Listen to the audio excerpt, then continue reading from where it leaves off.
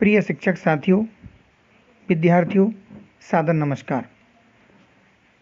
आज के वीडियो में मैं आपके लिए जानकारी लेके आया हूँ बेसलाइन सर्वे को लेकर। यह बेसलाइन सर्वे अगस्त के महीने में होना है।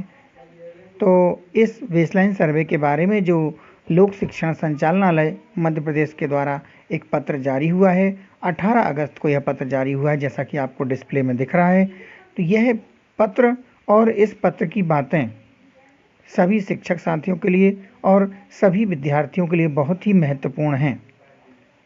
कक्षा 9वीं से 12वीं तक अध्ययन करने वाले सभी विद्यार्थी और कक्षा 9 से कक्षा 12वीं तक के विद्यालयों में पढ़ाने वाले सभी शिक्षकों और प्राचार्य जो हमारे हैं, प्राचार्य महोदय हैं, उन सब के लिए भी यह वीडियो बहुत ही महत्वपूर्ण है। पत्र जारी हुआ है। आज जो पत्र जारी हुआ है वह संयुक्त संचालक लोक शिक्षण समस्त संभाग और जिला शिक्षा अधिकारी समस्त जिलों के लिए जारी हुआ है। विषय है बेसलाइन सर्वे विषयक। आगे दिया हुआ है कि गत सत्र 2020-21 में कोरोना संक्रमण के कारण लंबे समय तक विद्यालय बंद रहे। इस कारण विद्यालयों में नियमित कक्षाओं का संचालन बहुत ही अल्प समय के लिए हो सका। यानी पिछले साल क्या हुआ था, बहुत कम समय के लिए विद्यालय खुल पाए थे।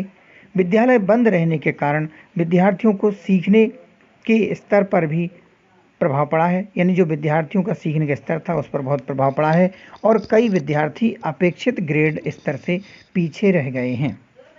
इसके अतिरिक्त गत सत्र में सभी निर्धारित परीक्षाएं संपन्न नहीं हो सकीं और इसके साथ क्या हुआ कि पिछले साल परीक्षाएं भी नहीं हो पाई थीं।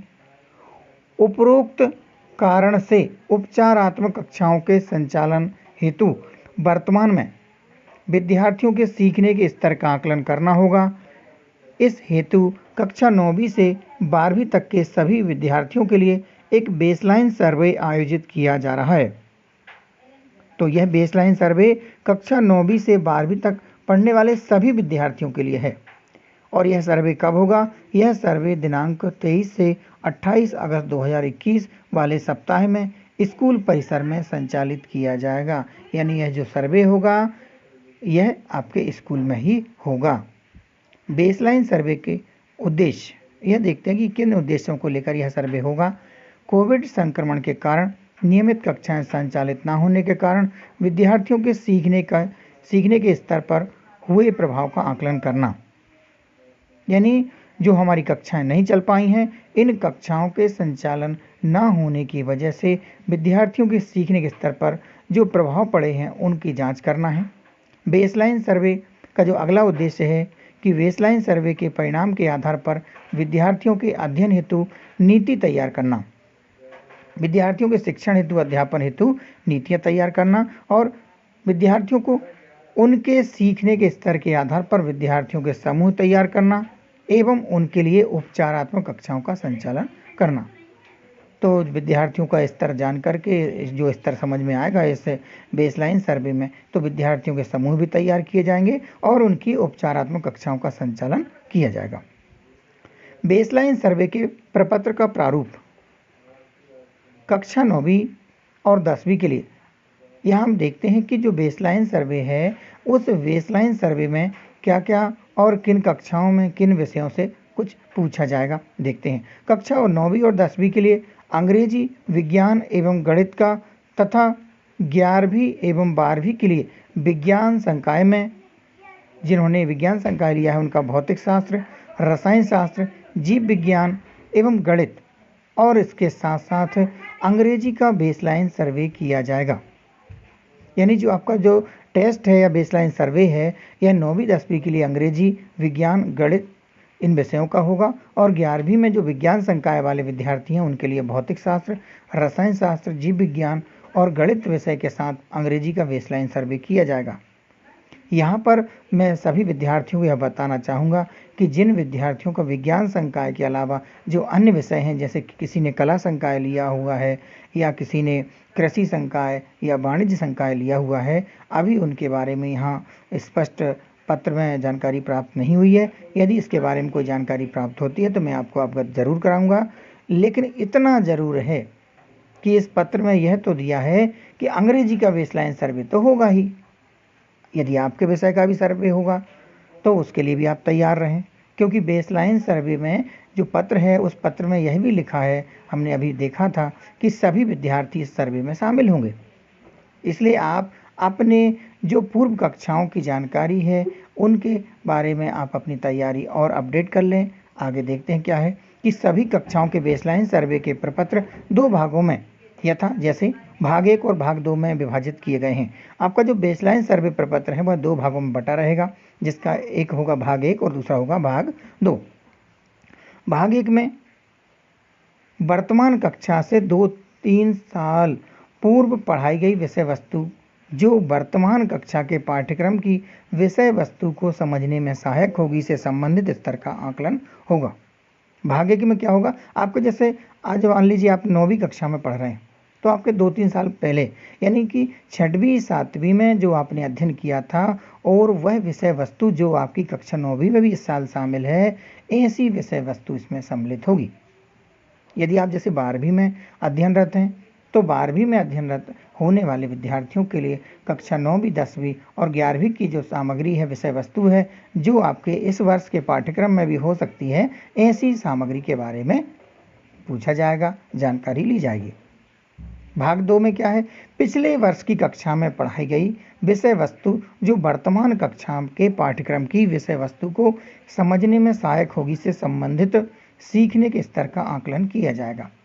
भाग 1 में क्या होगा, 2-3 साल पहले जो आपने पढ़ाई की थी उसके बारे में जानकारी होगी, जबकि भाग 2 में पिछले वर्ष की कक्षा में जो आपने पढ़ाई की है उसके बारे में जानकारी पूछी जाएगी, जानकारी ली जाएगी। अगला बिंदु है कि कक्षा 9वीं में विज्ञान के अतिरिक्त अन्य विषयों जैसे हिंदी, अंग्रेजी, गणित के बेसलाइन सर्वे हेतु ब्रिज कोर्स का पेपर उपयोग किया जाएगा। विद्यार्थियों और शिक्षक साथियों, यदि आप कक्षा 9वीं के बारे में जानकारी चाह रहे हैं तो 9वीं में विज्ञान के अलावा अन्य विषय जो कि हिंदी, अंग्रेजी, गणित के बेसलाइन सर्वे हैं, इनमें जो सामग्री उपयोग होगी वह ब्रिज कोर्स का पेपर उपयोग किया जाएगा। जो ब्रिज कोर्स वाली पुस्तक है उससे पेपर तैयार किया जाएगा। आगे हम देखते हैं कि कक्षा 10वीं, 11वीं एवं 12वीं में अंग्रेजी के अतिरिक्त सभी विषयों में MCQ वैकल्पिक प्रश्न ही होंगे। कक्षा 10वीं, 11वीं और 12वीं में अंग्रेजी विषय के अलावा सभी विषयों में MCQ यानी कि बहुविकल्पी जो वैकल्पिक प्रश्न हैं वो रहेंगे। जैसे 4 विकल्प रहेंगे, उनमें से कोई एक विकल्प सही होगा। वैकल्पिक प्रश्न पूछे जाएंगे अंग्रेजी विषय के अतिरिक्त जो भी आपके विषय हैं। आगे देखते हैं प्रश्न पत्र का प्रारूप क्या रहेगा। कक्षा 9वीं में अंग्रेजी और गणित, इनके लिए बताया है कि ब्रिज कोर्स के 3 से 5 स्तर के जो आपकी जो सामग्री रहेगी, जो तीसरे स्तर से 5वें स्तर तक की सामग्री रहेगी वह पार्ट ए में यानी पहले भाग में पूछी जाएगी, और ब्रिज कोर्स के 6 से 8 स्तर की जो सामग्री है वह आपके भाग बी में यानी कि दूसरे भाग में पूछी जाएगी। कक्षा 9वीं में विज्ञान के लिए कक्षा क्या पूछा जाएगा, भाग 1 में कक्षा 6वीं से 7वीं के ऐसे टॉपिक जो कक्षा 9वीं के पाठ्यक्रम से संबंधित हों। ऐसे पाठ्यक्रम से ऐसे टॉपिक आएंगे जो कि आपके 6वीं और 7वीं में ऐसे टॉपिक रहे होंगे जो कि आपके इस साल के पाठ्यक्रम में शामिल हैं। ऐसे टॉपिक से प्रश्न पूछे जाएंगे। जबकि जो भाग बी रहेगा यानी कि 2 नंबर वाला जो भाग रहेगा उसमें 8वीं के ऐसे टॉपिक जो कक्षा 9वीं के पाठ्यक्रम से संबंधित हों। तो यानी आपको 6वीं, 7वीं, 8वीं इन तीनों कक्षाओं में जो आपके पाठ्यक्रम या ऐसे टॉपिक जो आपके कक्षा 9वीं में भी शामिल हैं, ऐसे टॉपिक से प्रश्न पूछे जाएंगे।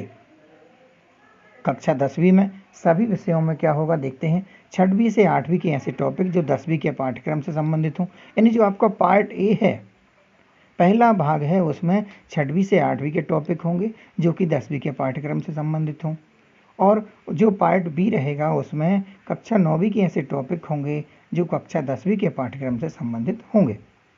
यानी कक्षा 10वीं के विद्यार्थियों के लिए 6वीं से लेकर के 8वीं और 9वीं यानी कि 6वीं, 7वीं, 8वीं, 9वीं इन सभी जो कक्षाएं रही हैं आपकी, इनके टॉपिक से जानकारी पूछी जाएगी। आगे देखते हैं कक्षा 11वीं में। इसी प्रकार से कक्षा 11वीं में बताया है कि 9वीं के ऐसे टॉपिक जो 11वीं के पाठ्यक्रम से संबंधित हों, जो कि पार्ट ए में पूछे जाएंगे, और इसका पार्ट बी यानी भाग 2 में जो पूछा जाएगा 10वीं के ऐसे टॉपिक जो कि कक्षा 11वीं के पाठ्यक्रम से संबंधित हों। इसी प्रकार 12वीं में भी कक्षा 10वीं के ऐसे टॉपिक जो 12वीं के पाठ्यक्रम से संबंधित हों, इनको पूछा जाएगा आपके पार्ट ए में पूछा जाएगा। बेसलाइन सर्वे के जो 2 पार्ट रहेंगे आपका, पार्ट ए और पार्ट बी। पार्ट बी में कक्षा 11वीं के ऐसे टॉपिक जो 12वीं के पाठ्यक्रम से संबंधित हों, इनके बारे में पूछा जाएगा।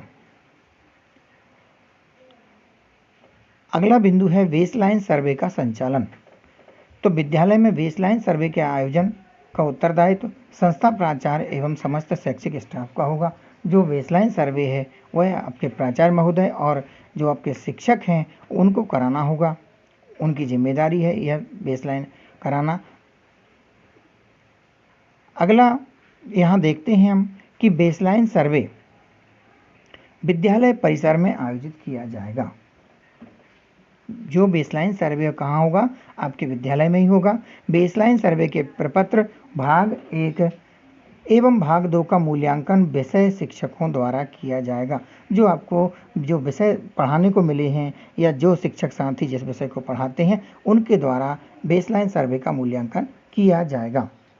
बेसलाइन सर्वे के अंक वार्षिक परीक्षा परिणाम में सम्मिलित नहीं होंगे।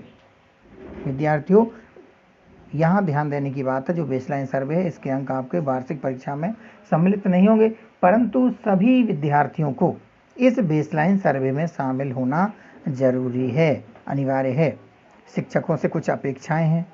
सर्वे से पूर्व शिक्षकों से क्या अपेक्षाएं हैं उनके बारे में देखते हैं कि शिक्षक साथी सुनिश्चित करें कि विद्यालय के सभी विद्यार्थियों को सर्वे दिनांक की जानकारी हो। यानी आपके जो शिक्षक साथी हैं, वो शिक्षक हैं, वह निर्धारित तिथि, निर्धारित दिन के बारे में विद्यार्थियों को बताएंगे कि कौन से दिन बेसलाइन सर्वे आयोजित होना है, आपको किस दिन बेसलाइन सर्वे में उपस्थित होना है। इस हेतु सभी विद्यार्थियों एवं उनके अभिभावकों के साथ एक पीटीएम पालक शिक्षक मीटिंग भी आयोजित करें एवं उन्हें सर्वे के सप्ताह में उपस्थित होने के निर्देश दें। तो विद्यार्थियों, यहाँ पर मैं आपको बताना चाहूँगा कि आपका सर्वे अनिवार्य रूप से होना है, आपकी सहभागिता बहुत ज़रूरी है इसमें। प्राचार्य की सहायता से बेसलाइन प्रपत्र के प्रिंट आउट तैयार रखें। प्राचार्य महोदय इन सर्वे के जो बेसलाइन प्रपत्र हैं इनके प्रिंट आउट तैयार रखेंगे और इन शिक्षक साथियों को उपलब्ध कराएंगे। प्रत्येक कक्षा के लिए सभी विषयों का सर्वे 1 से 2 दिन में समाप्त करना है। प्रत्येक स्थिति में 23 से 28 अगस्त वाले सप्ताह में ही सभी विषयों का सर्वे सुनिश्चित करें। यानी हमें जो सर्वे है वह सर्वे 23 से लेकर 28 अगस्त वाले सप्ताह में ही कराना है और सभी विषयों का सर्वे 1 से 2 दिन में समाप्त करना है। हो सकता है किसी दिन 9वीं का सर्वे हो, किसी दिन 10वीं का हो, तो हमें एक सर्वे को ज़्यादा से ज़्यादा 2 दिन में समाप्त कराना है। सर्वे के दौरान क्या सावधानी रखना है, क्या कार्य रखना है? समय से सर्वे प्रारंभ कराना है। विद्यार्थियों के सर्वे हेतु एक शांत स्वच्छ वातावरण सुनिश्चित करें। तो यह शिक्षक साथियों से अपेक्षा है, प्राचार्य महोदय से अपेक्षा है कि विद्यार्थियों हेतु सर्वे हेतु एक शांत स्वच्छ और वातावरण सुनिश्चित करना है। सर्वे के प्रश्न हल करने में विद्यार्थियों की सहायता बिल्कुल नहीं करें। यह टेस्ट नहीं है एवं इसके अंक रिपोर्ट कार्ड में नहीं जोड़े जाएंगे। तो विद्यार्थियों, आपस में भी आप लोग इस पर चर्चा ना करें, परीक्षा की भांति इसे हल करें। इस सर्वे को परीक्षा की भांति ही दें, इस टेस्ट को परीक्षा के हिसाब से दें, पर इसके अंक आपके रिपोर्ट कार्ड में नहीं जोड़े जाएंगे। सर्वे के पश्चात जो विद्यार्थी सर्वे के दिन स्कूल में उपस्थित ना हों, उनके अभिभावकों से दूरभाष पर चर्चा करें और उन्हें सर्वे हेतु अगले दिन स्कूल बुलाएं। यानी जो विद्यार्थी पहले दिन जिस दिन हमने सर्वे के लिए बुलाए हैं उस दिन उपस्थित नहीं हो पाए हैं, तो अगले दिन उन विद्यार्थियों को बुलाया जाए। विद्यार्थी के परिणाम का विश्लेषण कैसे होगा? यानी अब हम देखते हैं कि परिणाम का जो विश्लेषण है, आपका जो मूल्यांकन है, वह कैसे होगा। प्रत्येक विद्यालय के सभी विषयों के प्रश्नों का प्रश्नवार विश्लेषण संबंधित विषय शिक्षक करेंगे। यानी हर प्रश्न का, जितने प्रश्न पूछे जाएंगे बेसलाइन सर्वे में, उनका विश्लेषण संबंधित विषय के शिक्षक करेंगे और यह देखेंगे कि कौन से विद्यार्थी किन किन प्रश्नों के सही उत्तर नहीं दे पा रहे हैं। यह विश्लेषण 31 अगस्त तक पूरा किया जाएगा। आगे दिया है कि सभी विद्यार्थियों का सर्वे करने से यह ज्ञात हो सकेगा कि कौन सा विद्यार्थी किस स्तर पर है। उसके आधार पर शिक्षक रणनीति बना सकेंगे। विद्यार्थी जिस भाग में उत्तीर्ण होंगे उस भाग पर उनके स्तर की पहचान कर रेमेडियल कक्षाएं संचालित की जाएंगी। इसके लिए पृथक से गाइडलाइन एवं सहायक सामग्री विमर्श पोर्टल पर उपलब्ध कराई जाएगी। तो यहाँ पर विद्यार्थियों को जो मूल्यांकन किया जाएगा, विद्यार्थियों के सर्वे का मूल्यांकन होगा, उससे आगे की रणनीति बनाई जाएगी। रेमेडियल कक्षाएं यदि संचालित करना आवश्यक रहा तो उसके लिए भी अलग से गाइडलाइन और सहायक सामग्री उपलब्ध कराई जाएगी। आगे दिया है कक्षा 9वीं के विज्ञान विषय के परिणाम एवं कक्षा 10वीं, 11वीं, 12वीं के सभी विषयों के परिणाम निर्धारित प्रारूप में 31 अगस्त तक विमर्श पोर्टल में प्रविष्टि करें। 31 अगस्त तक जो परीक्षा परिणाम रहेगा, इनका सर्वे का परिणाम रहेगा, उसकी एंट्री विमर्श पोर्टल पर की जानी रहेगी, जिसका कि जो प्रपत्र है वह संलग्न है और सभी स्कूलों के लिए सर्वे की कार्यवाही अनिवार्य है। तो विद्यार्थियों, आप यहाँ पर ध्यान दें कि इन सर्वे में आपको सम्मिलित होना बहुत ज़रूरी है।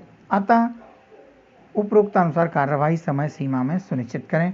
और यहाँ पर आयुक्त महोदया के हस्ताक्षर हैं और यह पत्र प्रतिलिपि में भी अन्य विभागों को भी भेजा गया है। आगे हम देखते हैं कि इसमें जो एंट्री की जाना है विमर्श पोर्टल पर, उसके बारे में क्या प्रपत्र है।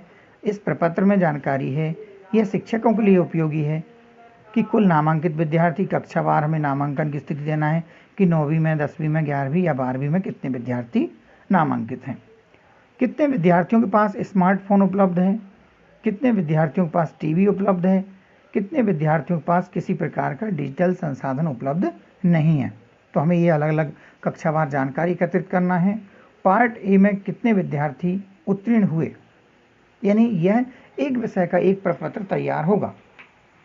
पार्ट ए में कितने विद्यार्थी उत्तीर्ण हुए, अर्थात 8 से अधिक अंक प्राप्त करने वाले विद्यार्थियों की संख्या यहाँ पर देना। और पार्ट बी में कितने विद्यार्थी उत्तीर्ण हुए, इसमें भी 8 से अधिक अंक प्राप्त करने वाले विद्यार्थियों की संख्या देना है। तो यह एक विषय का एक प्रपत्र तैयार होगा। आगे देखते हैं कक्षा 9वीं के ब्रिज कोर्स के विषयों अंग्रेजी, हिंदी, गणित के परिणाम नीचे दिए गए प्रारूप में विमर्श पोर्टल पर भरें। कक्षा 9वीं के जो ब्रिज कोर्स के विषय हैं उनकी जानकारी इस प्रारूप पर भरी जाएगी। इसमें विषय, कुल नामांकित विद्यार्थियों की संख्या यहाँ देना है, कितने विद्यार्थियों ने के पास स्मार्टफोन उपलब्ध है, कितने विद्यार्थियों के पास टीवी उपलब्ध है, कितने विद्यार्थियों के पास कोई भी डिजिटल संसाधन उपलब्ध नहीं है। और आगे यह देना है कि 0 से 20 अंक प्राप्त करने वाले विद्यार्थी, 21 से 40 अंक प्राप्त करने वाले विद्यार्थी और 41 से 50 अंक प्राप्त करने वाले विद्यार्थियों की संख्या यहाँ पर हमें विषयवार देना है। इस प्रकार से सभी विद्यार्थियों के लिए भी यह वीडियो बहुत महत्वपूर्ण है और शिक्षक साथियों के लिए भी यह वीडियो महत्वपूर्ण है। तो आप सब इस वीडियो से और इस जानकारी से ज़रूर लाभान्वित होंगे। और इस वीडियो के बारे में और भी कोई जानकारी आपको कुछ पूछना हो, कुछ जानकारी शेष रह गई हो ऐसी, जो आपको लग रहा है कि इसके बारे में और जानकारी बताना है, तो आप अपना कमेंट ज़रूर लिखें। विद्यार्थियों के लिए इतना कहना चाहूँगा कि आपका जो सर्वे है उस सर्वे में आपको शामिल होना ज़रूरी है। आप अधिक जानकारी के लिए अपने विषय शिक्षक या कक्षा अध्यापक से संपर्क करें और उनसे आप अपनी तारीख पता कर सकते हैं कि आपका जो बेसलाइन सर्वे है, आपकी कक्षा का बेसलाइन सर्वे है, वह किस तारीख को होगा। यह वीडियो आप अपने मित्रों को, शिक्षक साथियों को, विद्यार्थियों को अनिवार्य रूप से भेजें ताकि वह भी इस जानकारी से लाभान्वित हो जाएं। बेसलाइन सर्वे बहुत आवश्यक है, इस कारण से मैंने यह वीडियो तैयार किया है।